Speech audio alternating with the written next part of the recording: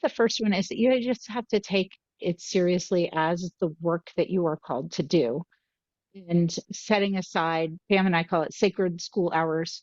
These are the hours that schoolwork is the main focus in our home. I'm not saying you can never go like swap a load of laundry, but it should be rare during your sacred school hours. Facebook should not be one of your first places to go during your sacred school hours. You, as a homeschooling teacher, mom, mentor, your focus should be on like what your kids are doing and learning, and being present and available to them. And that is our world, that is so hard to do. There are so many things pulling us in every direction. Welcome to the Simplified Organization podcast, 15-minute conversations with real moms about managing our homes and family life cheerfully to the glory of God. We can actually enjoy housework and love being homemakers when we focus on truth and work with gratitude. I'm Mystie Winckler, homemaker of 23 years, homeschool mom of 5 with 2 graduates, and author of The Convivial Homeschool, Gospel Encouragement for Keeping Your Sanity While Living and Learning Alongside Your Kids. Today, I'm joined by Dawn Garrett. Dawn lives in Ohio with her husband, Jason, and their 3 always homeschooled children, 2 graduates, and a rising senior. In her homeschool, they learn about God and his cosmos by studying the 7 liberal arts in order to know him better, imitate him and his ways, and share about him with others. Her home blog about books, school, and life has been at ladydusk for 20 years. And she's also the community manager for Pam Barnhill's Plan Your Year and Better Homeschool Better Together. And she's probably one of the very first online friends that I ever had back in the Yeah, day. online friends for a long time. Yeah. Back when everyone was just like in kindergarten, and here we are. I was stalking your blog and I was like, ooh, a second generation, she must know what she's doing. And to a large extent, I was like, oh, she thought about it this way. Oh, I should think about it. Like that. There was a lot of encouragement going back and forth, and have been for all the years we've been friends. Yes, yes. So, being homeschool moms who've been doing it for a while now, I think it's, I remember some of the things that the older homeschool moms told me when I was just getting started, that now I feel like now turnabout's fair play. And it's just my job to say those things now that it turns out I didn't prove them wrong. I proved them correct. So that was solid advice that we actually need to keep passing along. One Yeah, of those things, it's almost a shame though, because I didn't really want to believe them, yes. and then they turned out they were right. And so I say to the young moms, it's like, you aren't going to want to believe me. I know, because I didn't want to believe them. But here, yes, it is really true. I know the 2 big ones were any curriculum will work if you do, Mhm. and don't expect what you don't inspect. Yes. But I think the other one was, you really do have to be really involved and present all the time. Right. Like, this is your job. You really do have to do it. Yes. Yes. And so not only do you have your personal homeschool experience, but you've also been, a big part of encouraging many other homeschool moms and helping them. And, in Pam Barnhill's community, doing a lot of homeschooling mentoring. So you're drawing on experience of that's actually not even just your own, but also like these are principles that we all need to find the right way to practice in our different homeschools. And they really do make a difference. Yeah, I think a lot of the times leaning on principles rather than specific practices, or letting your practices flow out of the principles, is the key to succeeding at this.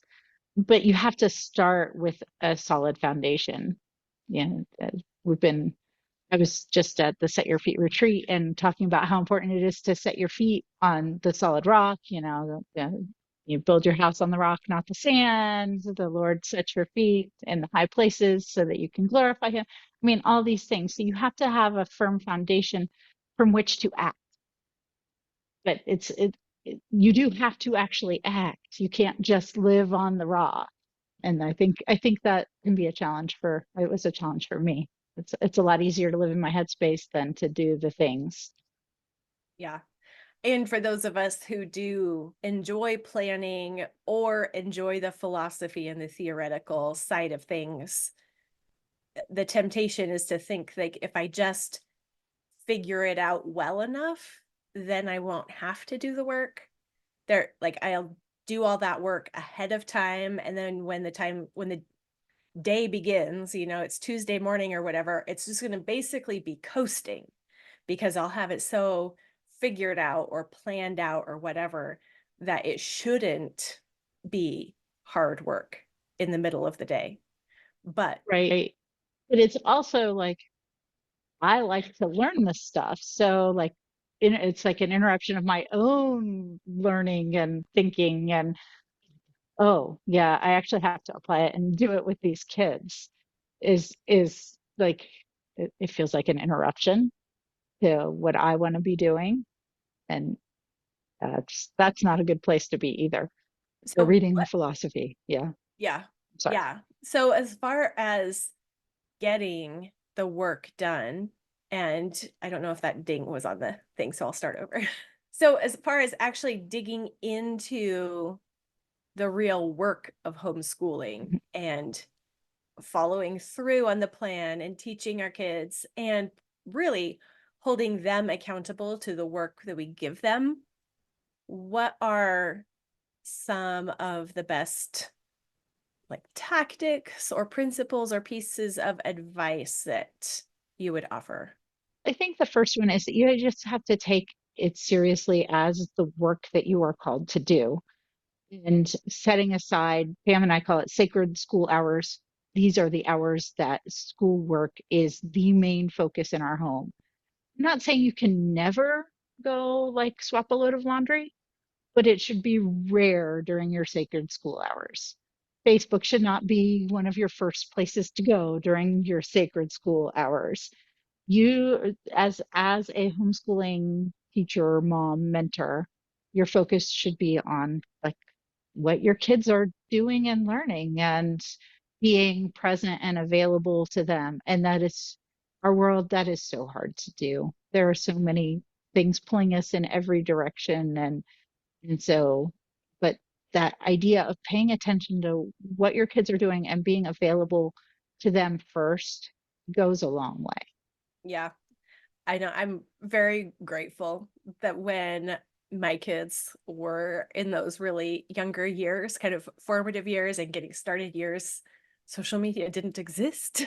I mean, not as it does now, but blogs were those pulled us away. And I mean, it was really easy to go, ooh, what did Cindy say? Ooh, what did Brandy say? Ooh, what did, like what I'm still learning, I'm still getting these things. So those conversations they're valuable conversations. They're worth having, but really setting aside the school hours. Now, I will say the real benefit of setting aside school hours with those little people is that they're much shorter school hours. Yeah. You can do almost all of kindergarten, first, second, third grade in fewer than 3 hours for sure. Yes. The rule of thumb when I started was an hour for whatever grade. So first grade, 1 hour of schoolwork, second grade, 2 hours of schoolwork. So it's much easier to set aside sacred school hours when it's limited. But as you start adding more children, as you start getting into more in-depth studies, how do you flex that? Have these sacred school hours, but just like if I were leaving home for a job, I still have to clean the bathrooms and clean the sink and do the dishes and Yeah. cook the dinner and on top of that, because we are actually at home, we live in our house harder and I have to cook the lunch and I have to cook the breakfast. And how do I set aside hours for school? And to some extent, you just have to set aside the school hours so that you can be present and attentive to what your children are needing at that moment. That gets hard. There's a lot of rub there. There is. Yeah. And then when your kids get a little bit older with those set aside school hours, I know the common question is, these are the school hours I picked and decided, but how do I get my kids to do their school in a timely fashion and not dawdle away the hours? Like, I can't, if I want a short school day or short lessons or whatever, how does that work when there's such a temptation toward dawdling? If you solve that problem, you will make a lot of money. Um, are you modeling, not dawdling? That's me stepping on my own toes really hard. Are are you adding deadlines? There are good reasons for deadlines, and homeschoolers are notorious for not being able to make deadlines. My husband works with a former homeschooler, and he struggles with deadlines. So, are you setting deadlines not just for the work, but maybe the work of the day? For a while, I said, okay, I have to be done with school at 2 p.m. Anything that's not done by 2 p.m., you have to turn it into dad. That was never anybody's, like, nobody wanted to have to turn their narrations and their written and their math into dad when he got home from work. That's not a pretty sight. So there, like I said, there are some practices that come out of the philosophy. Philosophy says, I want to be done at a certain time. I need to be done at a certain time. So how do I accomplish that? But it also means you have to get started at a certain time. And I know homeschoolers love, oh, we can let our kids sleep in. It can be nice and quiet for me until 9 in the morning, 10 in the morning. But okay, you can start your day when you want to start your day, but you have to be able to end it in order to do the other things at a reasonable time too. So how do you fit all the pieces together? So I think it really does go back to that. These are the hours when our family chooses to do school, and making them pretty pretty hard start, hard stop. And I really like that consequence, or that just really flow of the school day where you've said this is when I'm off duty to the kids. So that's a deadline that's not like, oh, turn your paper in, on Tuesday, which those are fine. But really, an everyday practice of getting your work done on time is a part of training our children for life. It's so good for Mhm, them beyond the academic and curriculum mhm, goals. mhm, It really is so helpful. And then you have a natural consequence attached to it. So it's not just mom says and mom's gonna, complain or make your life miserable or forget or not do mhm, anything because she's tired. Like, these are all things that are mhm. so easy to slip into, and to just have a regular deadline that has some kind of natural consequence baked in is so helpful. Had to start having an end time because of all the other things that also have to be done, but also because I'm so tired at the end of a school day. My brain is not, I mean, we've been interacting with all these ideas and thoughts and math problems and all the things, and I'm full up. I can't, I cannot give you the appropriate feedback anymore on your work if I don't have a stopping point. And I also can't make dinner. And I also can't get us to soccer practice. And I also can't get it. Like, I have to have a stop. And that means you have to have a stop. And I think you're right. I think it is good for kids too. My son's in community college, and most of his schoolwork is due Sunday evening. But we've always been pretty Sabbatarian. We don't work on Sundays. And so he has said, okay, that means this is his choice. I have to have my work done Saturday night, even though it's due Sunday night. And so he's been like up to midnight on Saturday nights, many, many nights, just to make sure that he accomplished that deadline. And I think it's been a good learning tool and a good way of thinking through what needs to get done and when you need to get it done by. And keep encouraging him, you don't have to wait till Saturday. But, deadlines are good for us for a lot of reasons. So true. And a big part of holding them accountable to that work is knowing what the work is as well. Like Mhm. giving and letting them have ownership like that. You're not giving them a schedule where the whole day is blocked out and then you're trying to micromanage them. Mhm. It's here's work, here's when I'm done, Mhm. and here's the consequences if you're not done when I'm done. This is the information that you need to make good choices. Make good choices and know that they're going to experiment with not good choices. For And you have sure. to actually hold that line that you draw as well. Like sometimes I think it's easy to think that if I tell them what the consequence will be, that's good enough. They'll never want that to happen.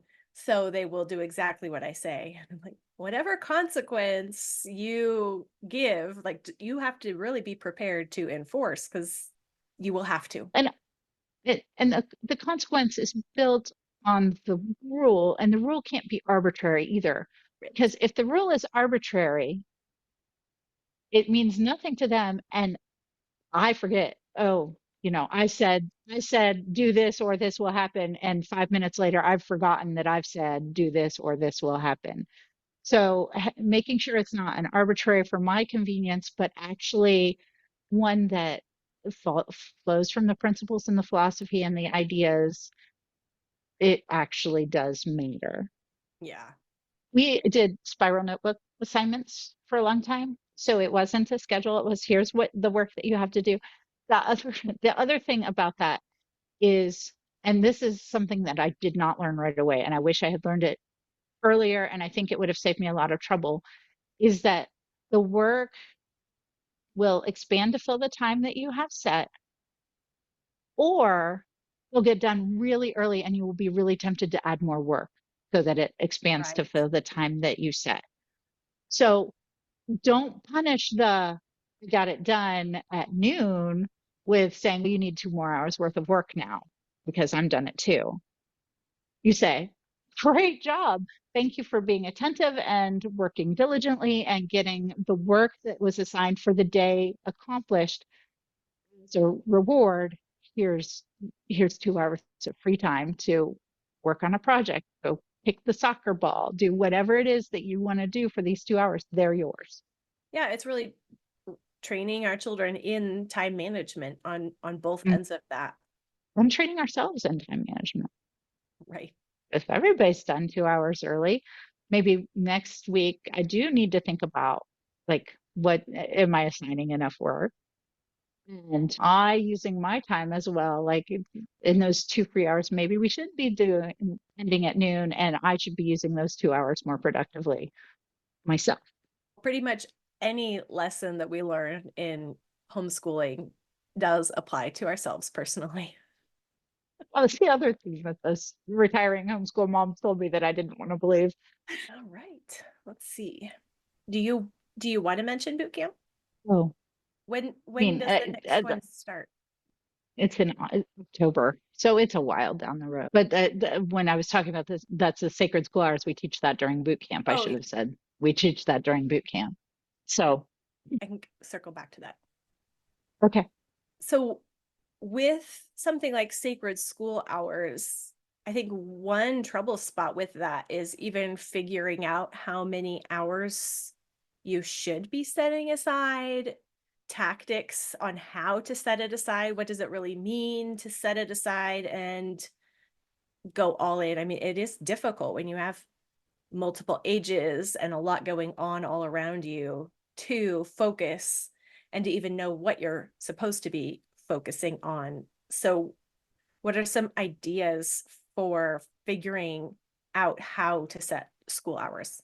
So we teach the idea of sacred school hours in the homeschool consistency boot camp, and we walk through, 5 or 6 steps that help you to determine that. But one of my favorite steps is using the time budget, which I know Misty also teaches using a time budget. And using the time budget is not making a schedule, it's figuring out where your time actually is Mhm. and so what you already have taken up for time, soccer practices, music lessons, doctor's appointments, all of those things that fit into your schedule all the time, and then figuring out how to do school as well. So using tools like that, we help moms to figure out when their sacred school hours are and then stick to them. That's kind of the whole basis of what we do with the boot camp. And I love that it works so well with the things that Mystie does too. It's a big conversation we've been having for a long time. Yeah, it really is one of those linchpin pieces that it seems like it's not the missing piece. Like there has to be something else other than that, or oh, schedules never work for me or anything. But Right. it's such a good tool. And then once you have that tool figured out, there are things you can do and strategies you can implement to help you manage your time and help kids manage their time, and recognize that it's always an ongoing process, just like a Mm. budget, right? No one's household budget ever stays the exact same for decades. They're all things that we have to adjust as we go. Yeah.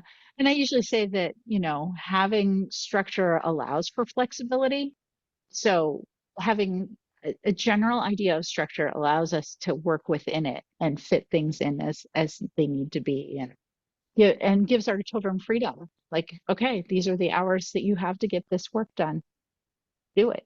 Thank you so much for joining us today, Dawn, and for sharing the homeschool mom graduate advice that's now our duty to pass on to the people who don't want to hear it. They don't want to hear it. They just don't believe us that that's really the way it works. So we didn't believe them. They won't believe us. They'll learn. And then it'll be their turn. So it's all good. That's right. That's right. All right. Thanks Thank for you, Don. having me. Yep. We'll talk later. Bye. As we plan out our homeschool schedules, we have to budget the time for ourselves to actually look at our kids' work. If we want them to care enough to do it, we have to care enough to look at it. Or we have to only expect that our kids are doing what we inspect. It's just the way it is.